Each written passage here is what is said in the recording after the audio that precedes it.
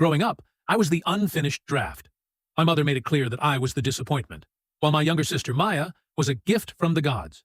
According to my mom, Maya was too delicate for the real world, while I was just durable. When I started my construction business at 19, my parents laughed. When I sold my car to buy tools and moved into a rusted-out 2005 pickup truck to save on rent, my mother told the neighbors I was a homeless loser. She was ashamed of me. She'd see me at the gas station, covered in sawdust and grease, and walk the other way like she didn't know me. For nearly a decade, I worked 18-hour days. I slept on a thin mattress in the back of that truck, showering at the gym and eating cold beans out of a can. I didn't take a single day off. My goal was to never be under my mother's thumb again. 6 months ago, the grind finally paid off. My company signed a massive contract for a new housing development.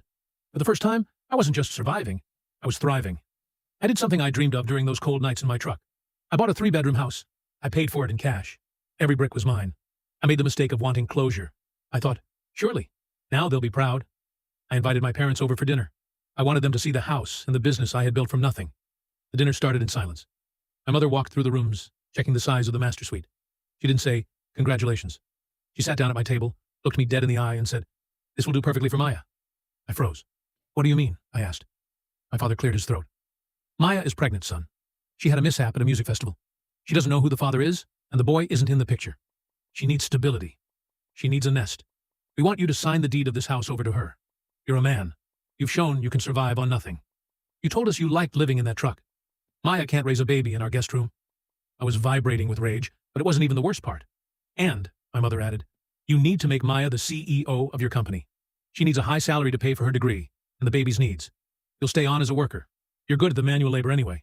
Since you managed to build this whole business from nothing once, it'll be easy for you to just do it again for yourself. You have the talent. Maya doesn't. It's only fair that you give this one to her so she has a head start." I looked at them in disbelief. They weren't just asking for a gift. They were asking me to delete 10 years of my life. To them, my blood, sweat, and the years I spent freezing in a truck were just a rehearsal that I could easily repeat. "You're serious?" I asked.